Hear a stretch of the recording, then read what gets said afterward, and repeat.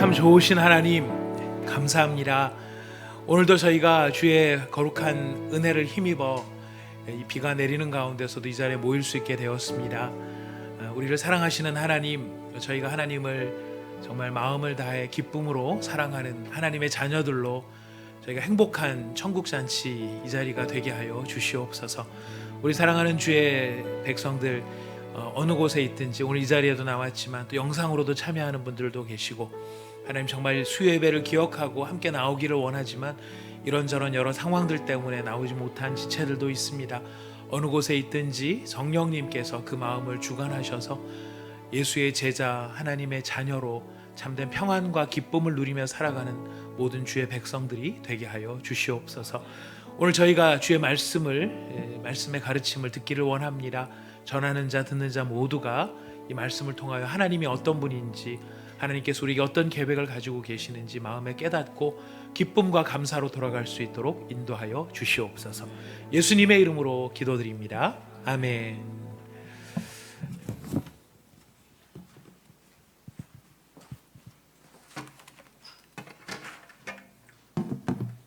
마이크가 두 자루입니다. 어떻게 두 개가? 우리 좌우에 계신 분들, 비가 오는데 비가 이렇게 많이 오는 가운데도 잘 나오셨는데요. 좌우에 계신 분들에게 서로 참 이렇게 비 오는데 뵈니까 더 반갑습니다. 좀 인사 나누도록 하겠습니다. 비 오는 날 뵈니까 더 반갑습니다. 비 오는 날 뵈니까 더 반갑습니다. 감사합니다. 네. 자, 오늘 저희가 바벨론 포로에서의 귀환에 관련된 이야기를 좀 다루도록 하겠습니다. 지난 시간까지는 바벨론 포로에 관련된 이야기를 좀 했었는데요. 원래 파노라마는 이렇게 빨리빨리 하고 지나가는 것이 사실 파노라마다운 것인데, 저희가 한번 지나갈 때 정리를 또 제대로 안 해놓으면 오히려 헷갈릴 수 있는 부분들이 있어서 저희가 조금 이 부분 지금 약간 더듬 제대로 정리를 좀 해보면서 나가려고 지금 계획을 하고 있습니다. 저희 그 교재로 보시면은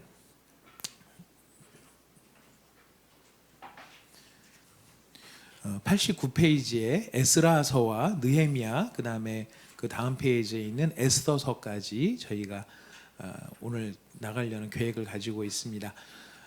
에스라, 느헤미야, 에스더 페이지로 보면, 교재 페이지로 보면은 이제 한 페이지 정도 분량인데요.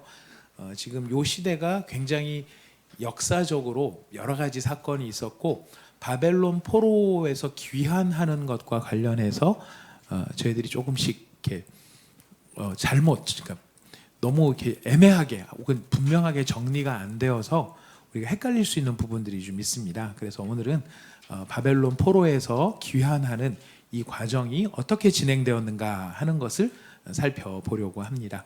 여러분 교재를 다 받으셨으리라고 생각하고요. 앞뒤 두 장입니다. 두 장짜리 앞뒤로 된 거 두 장이고, 지도가 한 장 있고, 그 다음에 느헤미야의 성벽 중수와 관련되어진 예루살렘 성의 도면이 하나가 들어 있습니다. 아마 카톡으로 참여하시는 분들은 카톡방에 이 교재가 지금 같이 올라가 있으니까요. 참고해 주시기를 바라겠습니다. 교재가 없으신 분은 표시해 주시면 뒤에서 교재를 드리도록 하겠습니다. 네.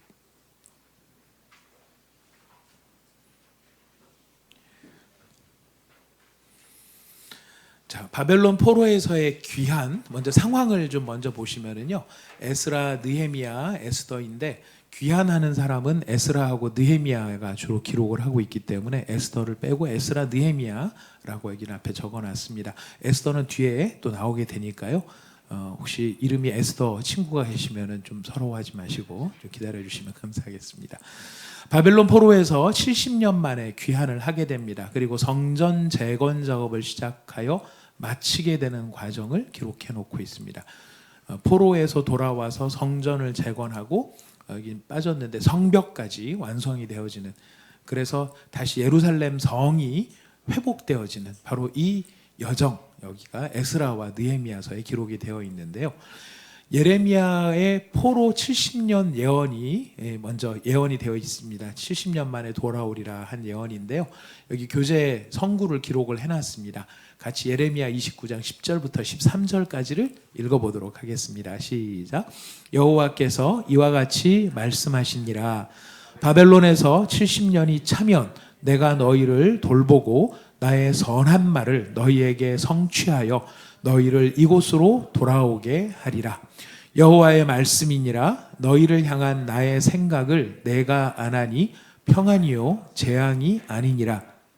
너희에게 미래와 희망을 주는 것이니라. 너희가 내게 부르짖으며 내게 와서 기도하면 내가 너희들의 기도를 들을 것이요 너희가 온 마음으로 나를 구하면 나를 찾을 것이요 나를 만나리라. 아멘. 우리 여호와의 말씀이니라. 너희를 향한 나의 생각을 내가 아나니 평안이요 재앙이 아니니라. 너희에게 미래와 희망을 주는 것이니라. 우리 굉장히 좋아하는 성구죠. 우리 많이 이거 보내기도 하고 받기도 하고 좀 힘든 일이 있으면은 이렇게 이 말씀 읽으면 또 위로가 되기도 하고 그런 말씀입니다. 근데 여러분 이 어떤 배경에서 이 말씀이 나왔는지 우리 사실 이거 잘라서 이것만 많이 썼거든요. 너희를 향한 나의 생각은 너희를 향한 나의 생각을 내가 아나니 평안이요 재앙이 아니니라. 그래서 우리가 곤란함이나 어려움을 딱 겪으면 이 말씀 딱 듣고 이게 하나님께서 지금 내 재앙을 겪지만 평안을 주실 거야.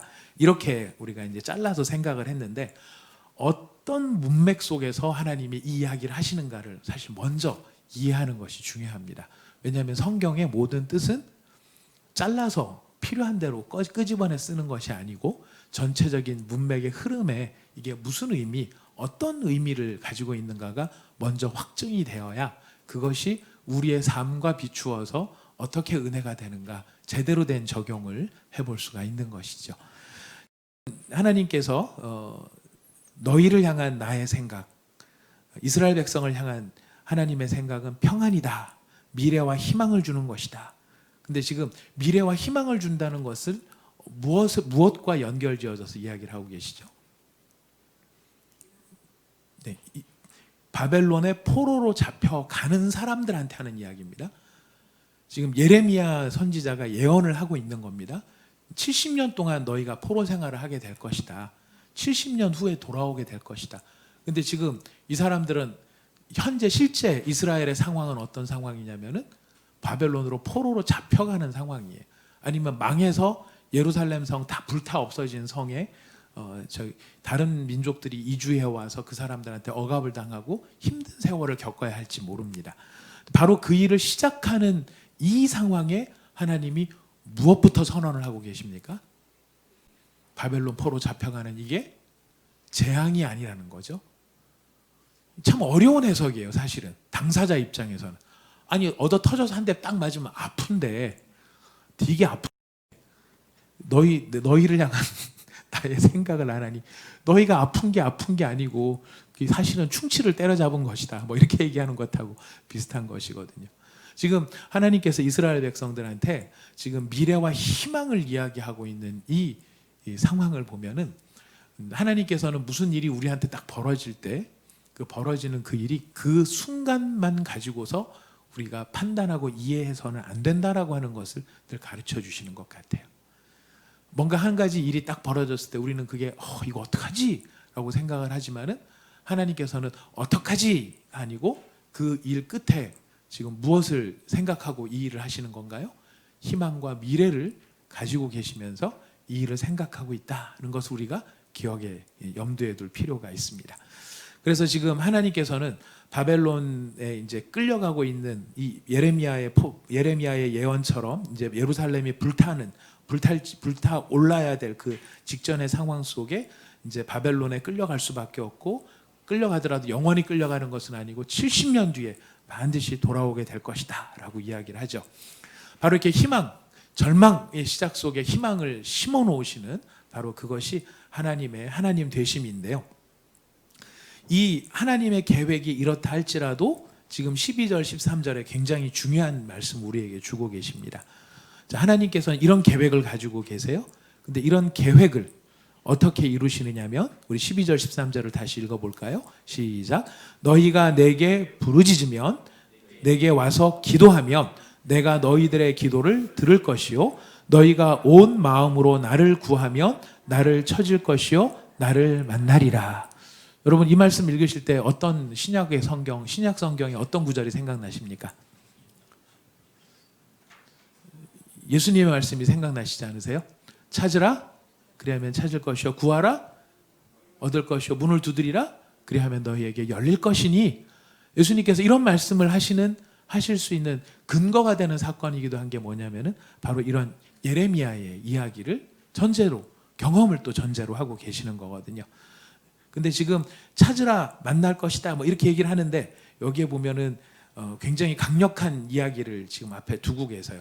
너희가 내게 와서 이야기하면 이라고 되어 있습니까? 아니면은 부르짖으면 이라고 되어 있습니까?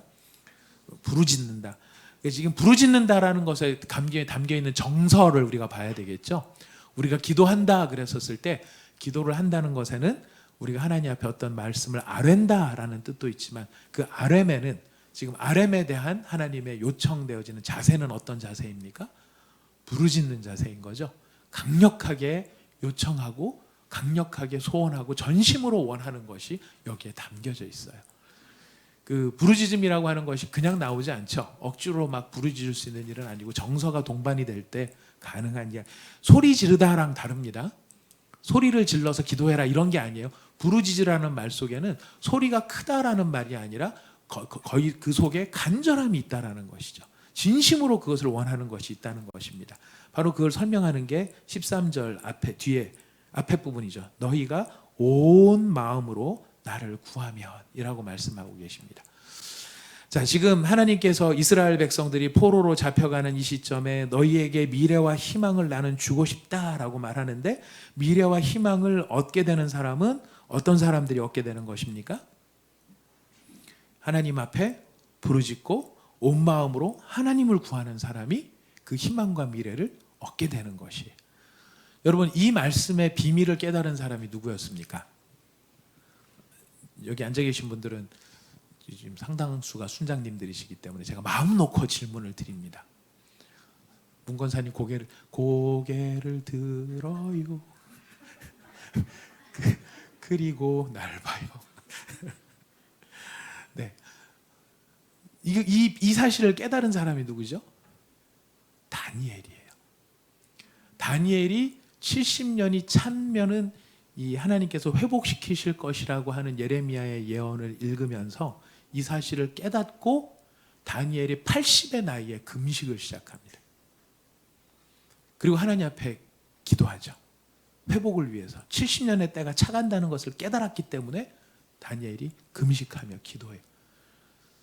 금식은 몇 살에 하는 게 제일 좋을까요? 금식은 기운이 있을 때 해야 돼 좋을까요? 기운이 없을 때 해야 될까요? 예, 깨달았을 때 하는 것이 제일 좋습니다. 나이랑 상관없이요. 깨달았을 때. 다니엘의 반응이거든요. 하나님의 말씀 앞에 그 말씀이 무엇을 요구하시는가를 깨달으면 우리는 그 육체의 컨디션이나 나이에 상관이 없이 누구를 향해 반응할 수 있냐면 하나님을 향해 반응할 수 있다는 거예요. 그래서 다니엘이 간절히 기도할 때에 그 금식하며 기도할 때 누가 찾아와서 이야기를 하나요? 가브리엘 천사가 찾아와서 다니엘에게 앞으로 되어질 일들에 대해서 쭉 설명을 해주십니다. 그걸 또 기록에 남기게 하시죠. 바로 그런 간절함.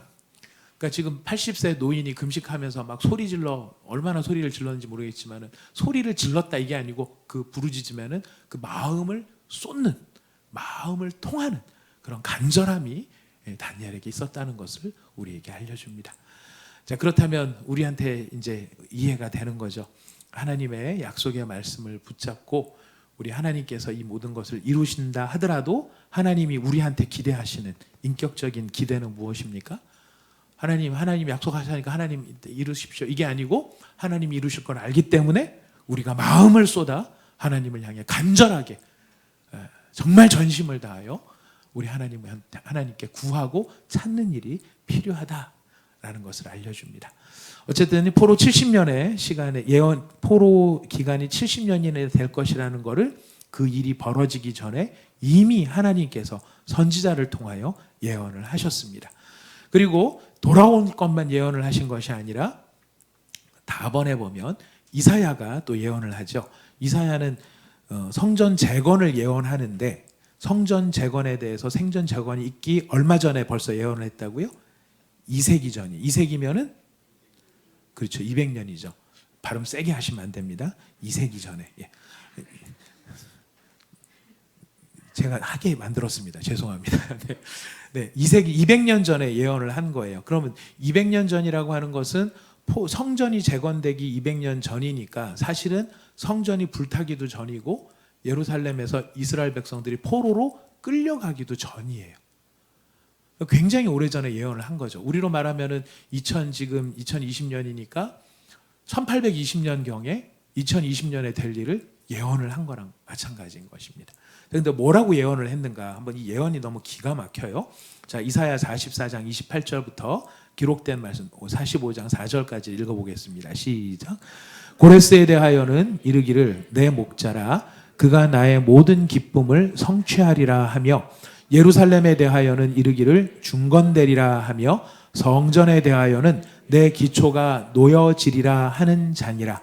여호와께서 그의 기름 부음을 받은 고레스에게 이같이 말씀하시되 내가 그의 오른손을 붙들고 그 앞에 열국을 항복하게 하며 내가 왕들의 허리를 풀어 그 앞에 문들을 열고 성문들이 닫히지 못하게 하리라.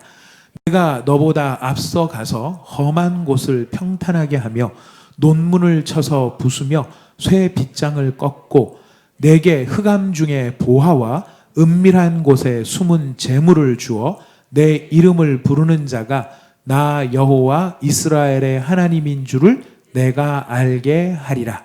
내가 나의 종 야곱 내가 택한 자 이스라엘 곧 너를 위하여 내 이름을 불러 너는 나를 알지 못하였을지라도 내게 칭호를 주었노라. 여러분, 이 예언의 말씀이 왜 놀라운 것일까요? 일단 놀라야 됩니다. 예, 놀라야 됩니다. 알면 놀랄 수밖에 없습니다.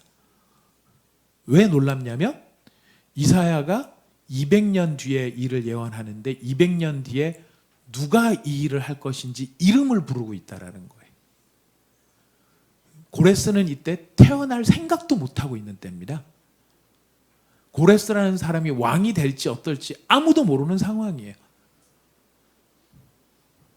근데 지금 이사야를 통하여서 하나님께서 예루살렘 성이 망하기도 전이고 불타기도 전이고 멀쩡하게 가만히 잘 있는 성전인데 그 성전 불탈 것이다. 그건 그렇다고 쳐. 근데 내가 한 왕을 일으킬 건데 그 왕의 이름은 고레스다. 그리고 그 고레스가 다시 이 성전을 재건할 수 있도록 만들 것이다. 이것을 예언했다라는 거예요. 아직도 안 놀라십니까? 이거 와 정말 이거 진짜 와 해야 됩니다. 와 해야 되는데 하나님께서 이 고레스에 대해서 뭐라고 얘기를 하고 있죠? 고레스는 내 목자라 그래요. 목자라고. 여기 지금 하나님께서 여기 계신 분들 가운데 누구는 내 목자다 이렇게 불러주시면 얼마나 영광이겠습니까? 여러분 하나님께서 여러분 하나님의 목자로 부르시고 계십니까? 이렇게 물어보니까 대답을 안 할 수는 없죠. 그죠? 자, 목자로 부름받으신 분들이 많이 계세요. 하나님 목자로 부름받으신 분들, 공식적으로 부름받으신 분들을 우리는 순장이라고 이야기를 합니다. 네. 순장을 함께 따라 죽는 사람, 예수님과 함께 죽은 사람을 순장이라고 하지 않고요. 중의적입니다. 그런 의미도 있습니다. 예. 순장이 된다라는 것은요, 하나님 앞에서 목자가 된다는 의미도 있지만은요, 한문 그대로 따라 죽는 사람이 순장이에요. 따라 죽어야 되는데 죽지 않아서 문제지, 하여튼 따라 죽어야 되는 게 순장입니다. 예수님과 함께 순장당해서 예수님과 함께 부활하는 사람이 순장님들이세요. 그래서 예수님과 함께 부활해서 뭘 하는 겁니까? 지금 베드로한테 주셨던 사명을 감당하는 거예요. 내 양을 먹이라, 내 양을 치라. 그 이야기를 하나님께서 주신 거예요. 근데 내 양을 치려면은 뭐가 돼야 되냐면 순장이 돼야 돼요. 두 가지 의미로 다 마찬가지. 목자도 돼야 되고 진짜 내가 죽어야 돼요. 베드로가 진짜 죽어서 양을 살릴 수 있었거든요. 안 죽으면 못 살려요. 왜냐하면 다 내 식대로 하니까. 내 방식대로 하니까. 예수님의 방식대로 가야 되는데 내 방식대로 가니까 안 살아나는 거예요. 아무튼 그래서 순장에는 정말 중요한 뜻이 있어요. 이름 너무 잘 정했습니다. 순장이라고. 아무튼 지금 누구한테 순장이라고 말씀하시냐면 고레스한테 너는 내 목자다라고 얘기를 하시는 거예요. 이 고레스 왕 때의 이 이야기를 실제로 성경에 당신이 이런 일을 할 거라고 하는 것을 예언서가 있다는 것을 알려주는 사람이 있죠. 성경을 잘 읽어보시면은 그런 과정이 나옵니다. 그런 과정이 나오고 저도 지금 여기 들어와서 갑자기 생각이 나서 어느 성경 어디에 나와 있는지를 내가 못 찾아서 그런데 제가 다음에 찾으면 말씀을 드리겠습니다. 아무튼 지금 고레스에 대해서는 내 목자라 말하고 고레스가 예루살렘에 대해서 성전에 대해서 기초를 놓을 사람이 될 것이다 말씀하시면서 그 고레스를 위해서 하나님이 미리 축복을 하세요. 200년 전에 뭐라고 축복을 하시냐면 그의 기름 부음을 받아 하나님의 기름 부음을 받아서 특별히 목자가 됐기 때문에 메시아가 된 거예요. 메시아가 된 거예요. 더 메시아는 아니고. 그리고 고레스의 오른손을 붙들고 고레스 앞에 누가 항복을 합니까? 열국이 항복을 해요. 왕들의 허리를 풀어요. 허리를 풀었다는 거는 이 왕들이 이렇게 허리띠를 딱 메고 왕으로서의 권세가 다 없어지고 왕들이 다 항복하는 것을, 노예가 되는 것을 말합니다. 그리고 고레스 앞에 뭐가 열려요? 문들이 열리고요. 성문들이 닫히지 못해요. 하나님이 누구 앞에 가십니까? 45장 2절에 보면 너보다 앞서가는데 여기서 너는 유다가 아니에요. 이스라엘이 아니에요. 고레스예요. 하나님이 고레스 앞에 가시면서 고레스의 험한, 고레스 앞에 놓여져 있는 험한 곳을 평탄하게 만들어 버리세요. 그리고 논문도 부셔버리시고 쇠빗장도 꺾어버리세요. 그리고 흑암 중의 보화와 은밀한 중에 숨어있는 모든 재물들을 다 하나님께서 주시겠다라고 약속을 하셨어요. 고레스가 이스라엘 사람입니까? 이방인이에요. 제국의 왕이에요. 하나님 지금 무슨 얘기를 하시냐면 제국의 왕도 누가 세운다는 겁니까? 하나님이 세우시는 거예요. 하나님이 세우셔서 하나님이 그 길을 평탄하게 하셔야 그 길을 갈 수 있는 거죠. 그래서 누구의 일을 하느냐면 하나님의 일을 해요. 고레스가 어떻게 하나님의 일을 하는가? 그래서 이제 포로 귀환이 이제 일어나는데 그 페르시아 밑에 써놨습니다. 페르시아 왕인 고레스 2세가 몇 년에? BC 537년에 포로 귀환에 대한 조서를 내려요. 역사가 이루어지는 거예요. 자, 근데 참 은혜가 되는 게 뭐냐면은 45장 4절 위에 있는 구절 다시 한번 45장 4절만 읽어봅시다. 시작.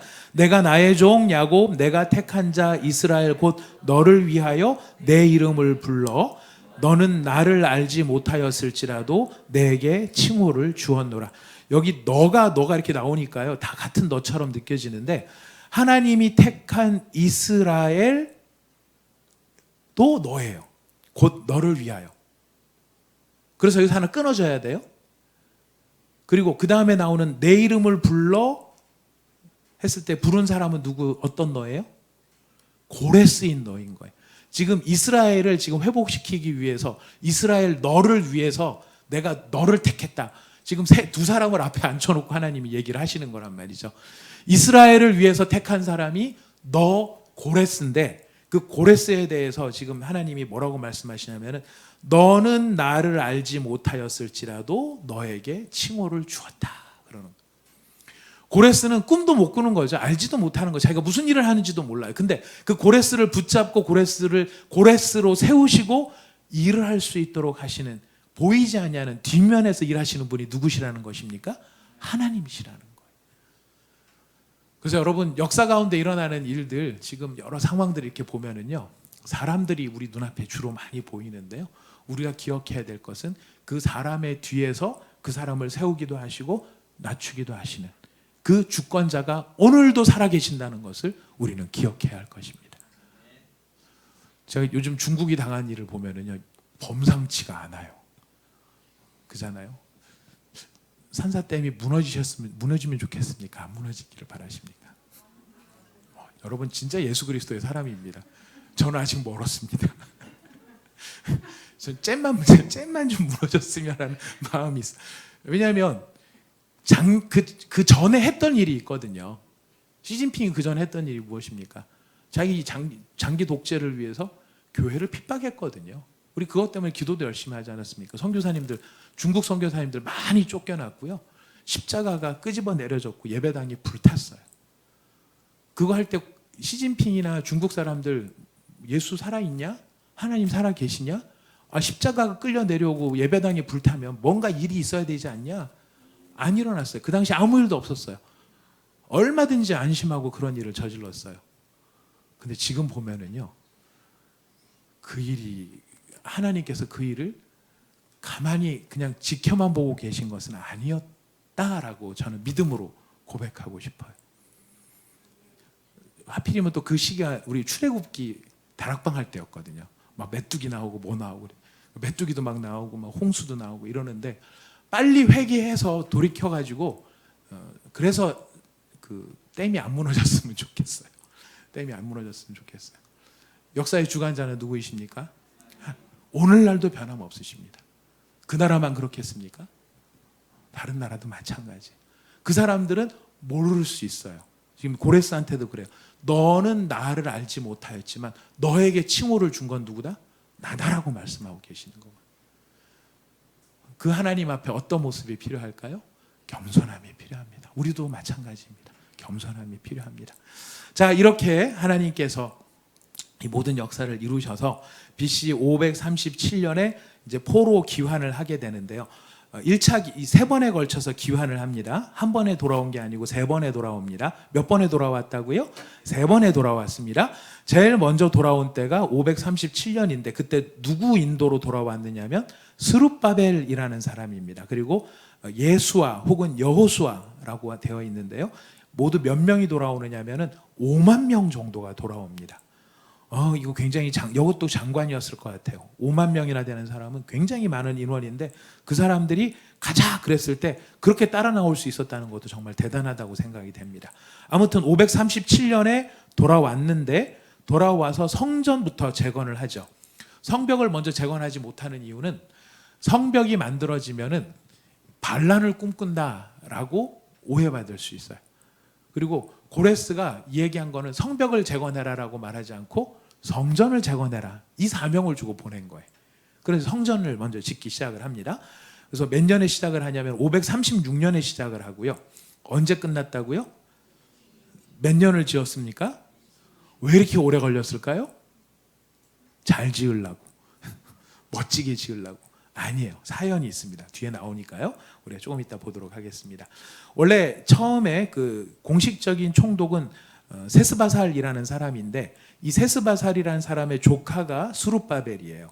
그래서 삼촌인 세스바살이 조카인 스룹바벨에게 네가 모든 것을 책임지고 이 일을 이루어라라고 권한을 이양을 합니다. 그래서 스룹바벨을 총독으로 언급을 하는 그 기록이 나타나죠. 그래서 누가 성전의 기초를 놓느냐면은 스룹바벨이 성전의 기초를 놓습니다. 에스라서가 먼저 쓰고 있는데요. 에스라 3장 6절부터 우리 13절까지 같이 읽어보도록 하겠습니다. 시작. 일곱째 달 초 하루부터 비로소 여호와께 번제를 드렸으나 그때의 여호와의 성전 지대는 미처 놓지 못한지라. 그러니까 성전의 기초는 없지만 뭐는 일단 드리고 있었습니까? 번제는 드리고 있었어요. 근데 이제 성전 없이 번제를 드릴 수 없으니까 이제 성전을 놓기 시작하는데 7절부터 읽습니다. 이에 석수와 목수에게 돈을 주고 시돈 사람과 두롯 사람에게 먹을 것과 마실 것과 기름을 주고 바사왕 고레스의 명령대로 백향목을 레바논에서 욥바 해변까지 운송하게 하였더라. 예루살렘에 있는 하나님의 성전에 이른 지 2년 둘째 달에 스알디엘의 아들 스룹바벨과 요사닥의 아들 예수아와 다른 형제 제사장들과 레위 사람들과 무릇 사로잡혔다가 예루살렘에 돌아온 자들이 공사를 시작하고 20세 이상의 레위 사람들을 세워 여호와의 성전 공사를 감독하게 하매 이에 예수아와 그의 아들들과 그의 형제들과 간미엘과 그의 아들들과 유다 자손과 헤나닷 자손과 그의 형제 레위 사람들이 일제히 일어나 하나님의 성전 일꾼들을 감독하니라. 건축자가 여호와의 성전의 기초를 놓을 때에 제사장들은 예복을 입고 나팔을 들고 아삽 자손 레위 사람들은 제금을 들고 서서 이스라엘 왕 다윗의 규례대로 여호와를 찬송하되 찬양으로 화답하며 여호와께 감사하여 이르되 주는 지극히 선하심으로 그의 인자하심이 이스라엘에게 영원하시도다 하니 모든 백성이 여호와의 성전 기초가 놓임을 보고 여호와를 찬송하며 큰 소리로 즐거이 부르며 제사장들과 레위 사람들과 나이 많은 족장들은 첫 성전을 보았으므로 이제 이 성전의 기초가 놓임을 보고 대성통곡하였으나 여러 사람은 기쁨으로 크게 함성을 지르니 백성이 크게 외치는 소리가 멀리 들리므로 즐거이 부르는 소리와 통곡하는 소리를 백성들이 분간하지 못하였더라. 예. 자, 성전의 기초가 마침내 기초가 놓이는 공사가 시작이 됩니다. 그러니까 성전 기초를 놓으니까 얼마나 영광스러운 순간입니까? 그래서 이스라엘 백성들이 이 어려운 형편에도 불구하고 뭐 성벽도 없고 제대로 된 집도 이제 조금씩 만들어가는 이런 상황에 이 제사장들의 의복이니 이거 다 고레스가 다 꺼내줬거든요. 창고에 있는 것들 다 꺼내주라 그래가지고 이제 갖고 나와서 이제 이걸 가지고 제사를 드리는데 하나님 앞에서 이 기초를 딱 놓는 그 모습을 보고 반응이 두 가지가 나오죠. 하나는 통곡이었어요. 통곡한 사람들은 왜 통곡했죠? 그렇죠. 옛 성전의 영광을 본 사람들은 그 성전, 옛날 성전의 영광에 비해서 지금 새로 놓이는 기초가 너무 초라했었을 것 같아요. 그들이 봤던 성전은 누가 지은 성전이었습니까? 그렇죠. 솔로몬이 지은 성전이라 굉장히 화려한 외양과 넓은 땅에 있었는데 지금 여기 낳는 성전은요, 딸랑 뭐만 들어가는 겁니까? 성전 건물 하나만 딸랑 놓이는 거예요. 솔로몬의 성전은 에어리어였어요. 그 본 성전 외에 그거를 지원하는 부속 건물들도 굉장히 많았고 성전 전체가 굉장히 규모가 큰 엄청나게 넓은 성전 터를 가지고 있었는데 그 안에 성전이 중심에 있었던 거고, 지금 이 사람들이 세우는 성전은 부속 건물은 언감생심 꿈도 못 꾸고 성전만 딸랑 놓으니까 얼마나 그게 학고방 같고 판자집 같은 그런 느낌이 들었겠느냐라는 거예요. 그런데도 불구하고 이 사람들은 그것 때문에 기뻐하는 거예요. 먼저 영광을 본 사람은 그것 때문에 너무 막 통곡을 하지만 그러나 그걸 보지 못한 사람들의 입장에서는 그것 때문에 기뻐해요. 제가 이 말씀을 준비를 하면서 이제 곰곰이 생각을 해보니까요. 어제 우리 교구장 모임할 때도 잠깐 말씀을 드렸지만 사실 예전에 받은 은혜가 우리한테 참 많이 있어요. 굉장히 영광스러운 은혜를 우리가 많이 경험을 하기도 했고 한국교회 역사에 보면 엄청난 부흥의 역사가 일어났던 때도 있어요. 근데 이전에 받았던 은혜가 아무리 크다 할지라도 지금 중요한 건 무엇입니까? 지금 살아가는 데 필요한 은혜가 지금 있어야 그 은혜로 우리가 살 수 있는 거지, 과거에 받았던 영광과 은혜가 아무리 크다고 해도 그걸로 살 수는 없다라는 거예요. 우리 온사랑의 교회가 그래서 날마다 하나님 앞에 구해야 될 게 뭐냐면은 우리의 상황과 지금 이 형편에 필요한 하나님의 새로운 은혜, 그 은혜가 우리에게 있기를 우리가 기도해야 된다는 거예요. 옛날에 받은 은혜로 우리가 제일 무서운, 요새 말로는 그거죠. 꼰대 언어라는 게 있더라고요. 뭐 꼰대라는 말은 저희들도 학교 다닐 때 썼던 것 같은데 주로 담탱이라고 해서 담임 선생님께 말씀을 드릴 때 꼰대 이렇게 불렀던 것 같은데요. 요즘에는 꼰대를 정의하는 그 기준이 있더라고요. 꼰대 기준이 뭔지 아십니까? 나 때는, 그렇죠. 나 때는 이라고 하는 말을 쓰면 그게 꼰대라고 얘기를 해요. 이거를 다른 말로 표현하면 왕년애죠. 왕년에 나 때는 이 말이 나오면 이제 다 꼰대래요. 근데 하나님께서 미리 알고 다 하셨나 봐요. 왕년에 이거 다 필요 없고, 왕년의 성전 이거 다 필요 없고, 지금 중요한 건 뭐예요? 지금의 은혜. 초라해 보일지라도, 별것 아닌 것처럼 보일지라도 왕년의 큰 은혜를 알고 있던 사람들과 그 사람들의 기준에서는 이게 뭐냐라고 싶은 것일지 몰라도 지금 순간에는 지금의 그 은혜가 있어야 이 일들을 할 수 있다는 거예요. 그래서 우리가 항상 하나님 앞에 새로운 은혜를 정말 열심으로 구해야 될 것 같습니다. 아무튼 이렇게 영광스럽게 기초를 지금 공사를 하고 있는데 성경의 다른 부분에 여기 연관되어진 구절이 있어서 같이 기록을 해놨습니다. 학계도 한번 읽어봅시다. 시작. 다리오 왕 제2년 여섯째 달 그 달 초하루에 여호와의 말씀이 선지자 학계로 말미암아 스알디엘의 아들 유다 총독 스룹바벨과 여호사닥의 아들 대제사장 여호수아에게 임하니라. 이르시되, 14절 읽습니다. 여호와께서 스알디엘의 아들 유다 총독 스룹바벨의 마음과 여호사닥의 아들 대제사장 여호수아의 마음과 남은 모든 백성의 마음을 감동시키심에 그들이 와서 만군의 여호와 그들의 하나님의 전 공사를 하였으니 그때는 다리오 왕 제2년 여섯째 달 24일이라 이렇게 얘기합니다. 스가랴도 이렇게 기록을 합니다. 스가랴 4장 9절 읽습니다. 시작. 스룹바벨의 손이 이 성전의 기초를 놓았은즉 그의 손이 또한 그 일을 마치리라 하셨나니 만군의 여호와께서 나를 너희에게 보내신 줄을 내가 알리라 하셨느니라. 예. 스룹바벨의 손으로 시작을 했기 때문에 그 성전을 누구의 성전이라고 부릅니까? 스룹바벨 성전이라고 부르는 거죠. 솔로몬이 지어서 솔로몬 성전이라고 부르고요. 예수님 당시에 있던 성전은 헤롯 성전이에요.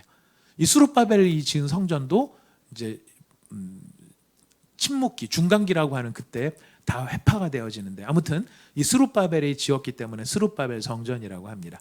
자, 그런데 왜 시작을 했는데 20년이나 걸렸냐? 이게 이제 4번에 설명이 나옵니다. 사마리아인들의 반대 때문에요. 두 번째는 생활고로 인해서요. 성전 공사를 시작을 했는데 살아야죠. 먹고 살아야죠. 먹고 살기가 어려운 거예요. 그래서 기초 공사만 해놓고 몇 년간이나 중단이 돼요? 15년간 중단이 돼요. 자, 이스라엘 사람들 입장에서 얼마나 이 일이 가슴 아픈 일이었겠습니까?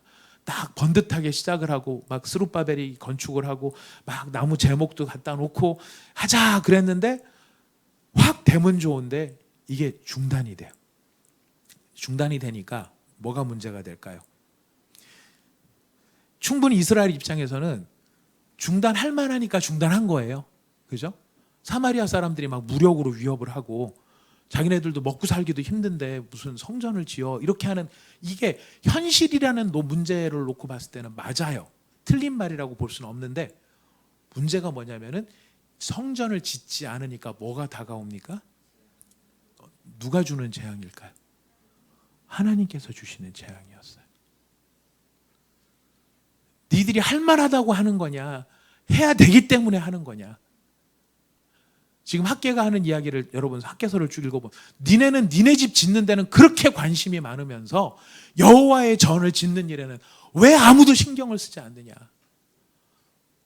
이게 학계가 그래서 지금 이야기를 하는 거거든요. 그러니까 하나님께서 학계를 통해서 하시는 말씀인 거. 니네 사업 일으키고 너희들 잘 먹고 너희들이 잘 사는 거 그것 때문에는 아무것도 지금 그래서 이게 모든 변명거리가 돼갖고 하나님의 성전 지을 생각은 언감생심 꿈에도 꾸지 않으면서 그렇다고 하는데 내가 어떻게 하리라? 너희들이 지금 그렇게 애지중지하고 있는 그 모든 것들 다 훅 불어서 날려버릴 수 있다. 이 이야기를 경고를 하시는 거죠. 하나님이 집이 없어서 그러실까요? 집으로 따지면 스룹바벨 성전이 아니라 솔로몬 성전이 더 멋있었습니다.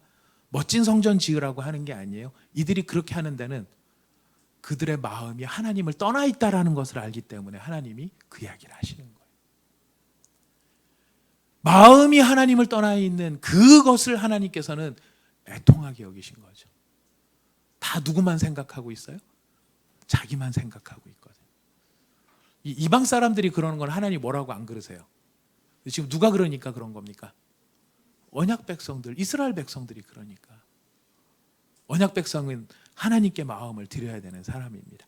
자, 그래서 이제 학계와 스가랴를 보내서 막 건축을 독려하십니다. 그 결과 다리오 왕 때 성전 건축이 다시 시작되어져서 몇 년에 완공이 됩니까?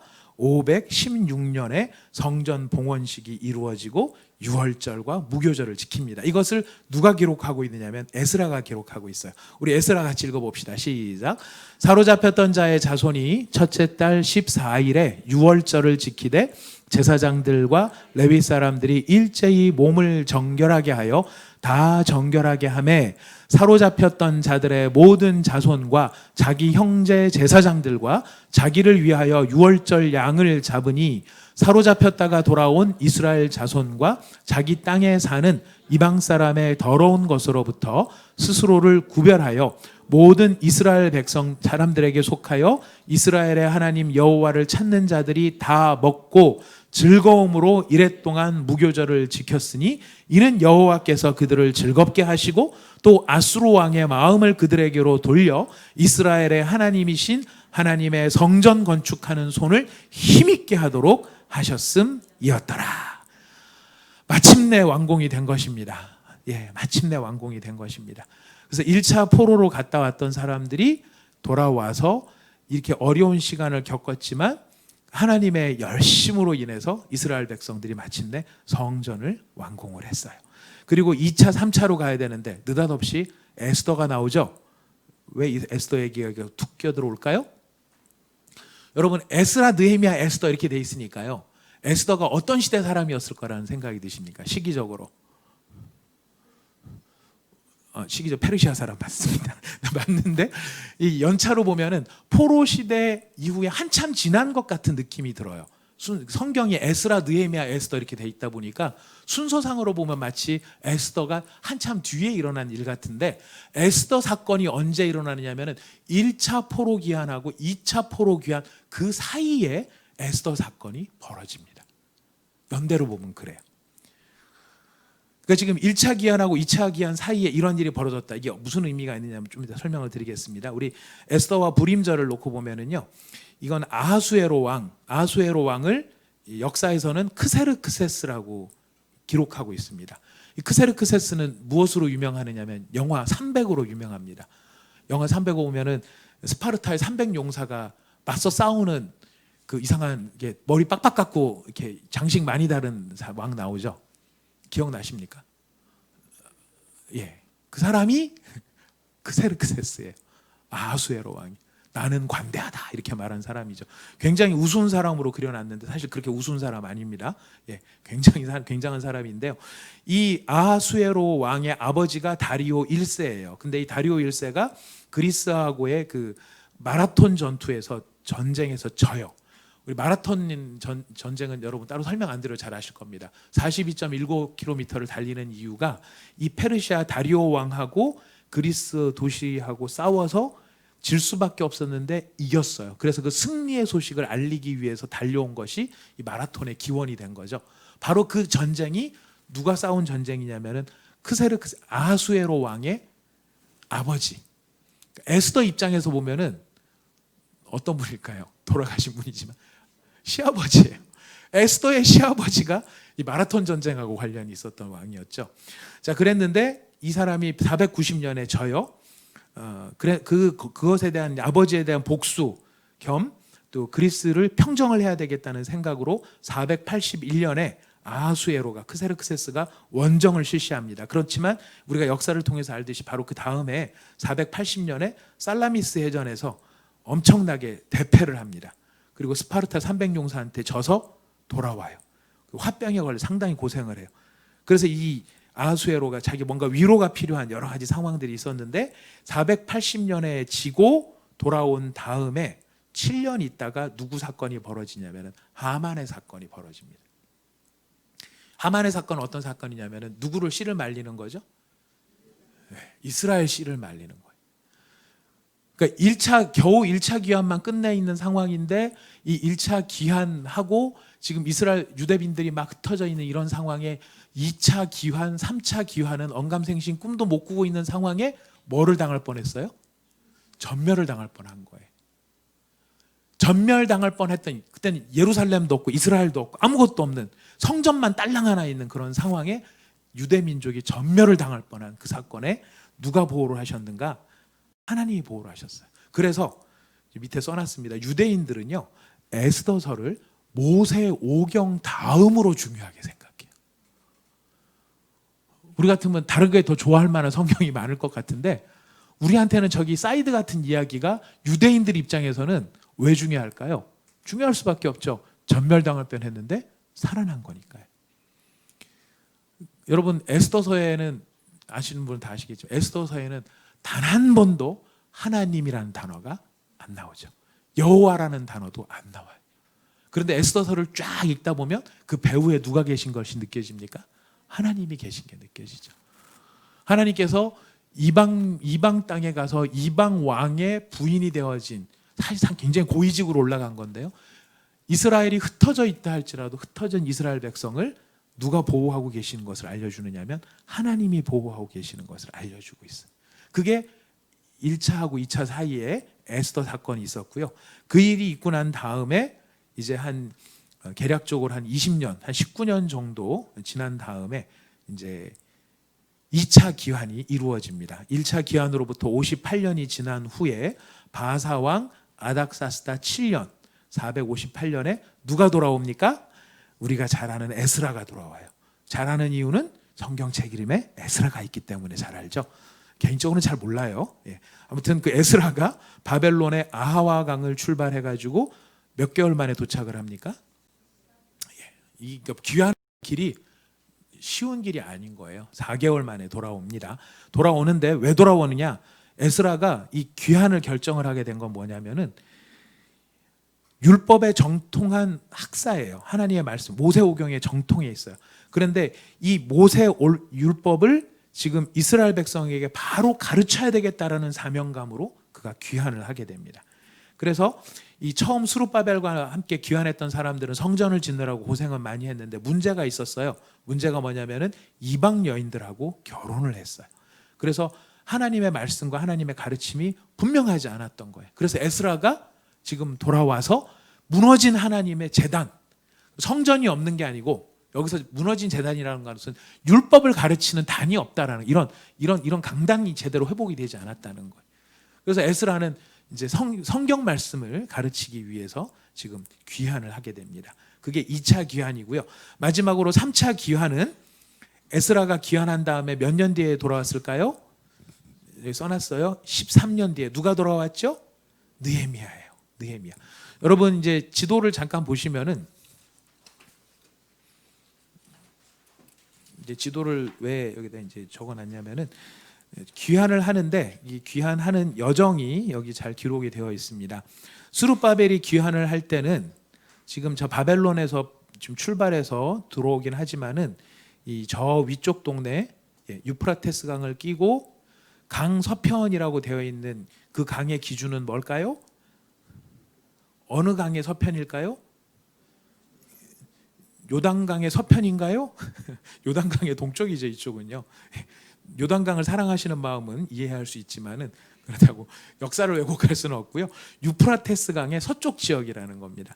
그래서 저 위쪽으로 돌아서 예루살렘으로 돌아 내려왔고 에스라하고 느헤미야가 돌아올 때는 지금 그 아래 빨간 줄입니다. 빨간 줄을 통해서 이쪽 길로 에스라하고 느헤미야가 귀환을 하게 됩니다. 다메섹을 거쳐서 들어오는데 이 에스라는 출발 지점이 이 닛불이라고 하는 그발 닛불 이쪽 언저리에서 출발을 하는데 느헤미야는 어디서 출발을 하죠? 수사라고 하는 수산궁이 있었던 거기에서부터 출발을 합니다. 그래서 지금 각각 그 에스라는 저 밑에 저기 점선으로 되어 있는 약간 그 이제 불분명한 지역 이쪽에서 밑에 쪽에서부터 올라와서 궁에서부터 출발한 게 아니라 유대인들이 집단으로 이렇게 거주하고 있었던 그 지역에서부터 사람들을 데리고 출발을 해서 온 거고 느헤미야는 총독으로 궁에서부터 임명을 받아서 돌아오게 된 것입니다. 그래서 이제 각각의 출발했던 경로도 다 달라요. 우리는 그냥 에스라가 돌아왔다, 느헤미야가 돌아왔다 하니까 그냥 어디에선가 돌아왔겠지 했겠지만은 이들은 이런 다양한 배경을 가지고 돌아오게 됐던 것입니다. 자, 여러분 한번 내용을 연도별로 한번 정리를 해보면 이제 마지막 정리입니다. 오늘 페이퍼가 다 끝났기 때문에요. 정리를 해보면은 자, 누구 때 귀한 조서가 내리죠? 고레스 왕 때입니다. 고레스 왕 때가 BC 몇 년으로 지금 기록이 되어 있습니까? BC 537년 고레스가 칙령을 내립니다. 그래서 이때 1차 귀환이 이루어집니다. 그 다음에 역사가 이렇게 간다고 하면 바로 1년 뒤에 너무 좁아요. 너무 좁은데 약간 좀 여유를 가지고 536년에 뭐가 이루어지죠? 이때 성전의 기초가 놓아집니다. 성전 기초. 536년에 성전 기초가 놓아지고요. 그 다음에 완공은 20년 뒤에 516년에 성전 완공. 자, 성전이 완공이 되고 난 다음에 여기 있는 기록에 의하면은 한 490년 경에 마라톤 전투가 있었고요.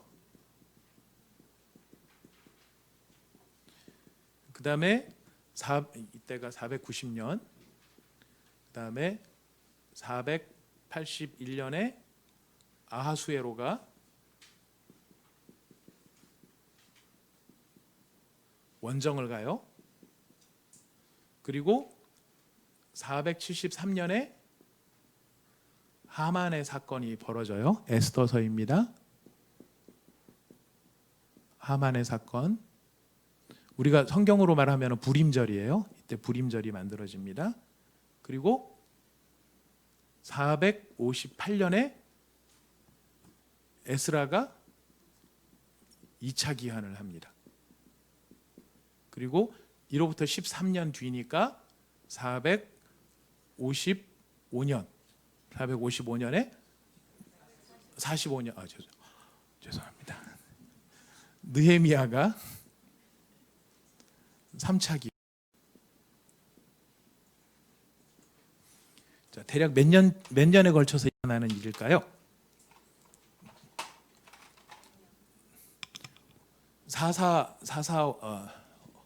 537 빼기 445 하면 92년? 92년. 약 92년 동안 포로에서 돌아오는 일이 벌어져요. 우리가 성경에서 보면은 그냥 포로에서 돌아왔나 보다, 성전 지었나 보다, 성벽 건설했나 보다 쉽게 생각하는데, 놀라운 건 무엇이냐면은 이 일들이 90년, 거의 100년 가까운 시간에 이 일들이 지속적으로 이루어졌다는 것, 이 정신이 계속 흘러가고 있었다는 것은 사실 굉장히 놀라운 기적이 아닐 수 없어요. 근데 이 일을 지금 보이지 않게 누가 다 주도를 하고 계시는 겁니까? 하나님께서. 저는 이게 참 놀라워요. 아까 말했지만 고레스가 세워지는 것도 그렇지만은 마라톤 전투에서 패배한 것이나 아하수에로가 패배한 것이나, 아하수에로가 여기서 엄청 깨졌기 때문에 사실 이 누가 왕으로 등극할 수 있는 배경이 되느냐면은 에스더가 왕으로 등극하는 배경이 되기도 하거든요.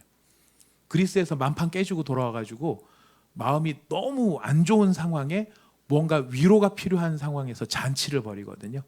근데 그 잔치에서 왜 아닥사스다란다, 아하수에로 부인 와스디, 감사합니다. 역시 여자들이 잘하시는군요.